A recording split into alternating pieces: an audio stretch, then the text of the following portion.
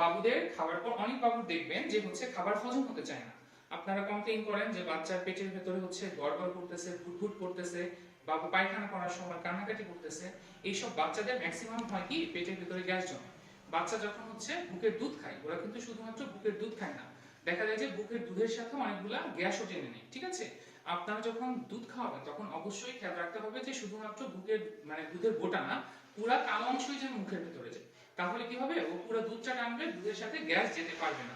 তারপরেও বাচ্চারা যেহেতু খুব বেশি ভালো মতো খাইতে পারে না, অনেক ক্ষেত্রে কি হবে, তারপরেও এই গ্যাসটা ভেতরে চলে যাবে। সেক্ষেত্রে কি করবেন, বাচ্চাকে খাওয়ানোর পরে সোজা করে একটু ধরে রাখতে হবে। ঠিক আছে, একটু সোজা করে ধরে রাখলে আস্তে আস্তে খাবারটা কি নিচের দিকে যাবে।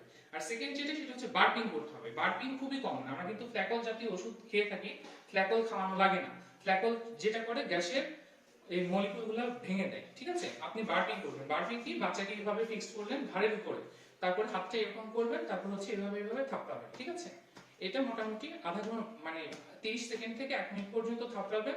দেখবেন যে বাচ্চার কি হবে, যেই গ্যাসগুলা বুদবুদগুলো জমছে একদম ফেটে যাবে। ঠিক আছে, এটা হচ্ছে একটা নিয়ম, আপনারা এইভাবে করতে পারেন। এইভাবে বাচ্চাকে ফিক্স করবেন। ফিক্স করার পরে এটা ছোট বাচ্চাদের বেশি করবেন, বড়দের করতে পারেন, সমস্যা নেই। এরপরে সেকেন্ড মেথডটা কি, সেকেন্ড মেথড হচ্ছে বাবুকে এইভাবে বসাবেন। এইভাবে বসানোর পরে সোয়াইবা একটু শোনা, এই যে মুখটা এইভাবে ধরলেন, ওর তো কৌতূহল সবকিছু দেখতেছে, তখন হচ্ছে এই যে এইভাবে হচ্ছে পিঠে তারপরে ঠিক আছে, কি তুমি এত সুন্দর বাবু কেন।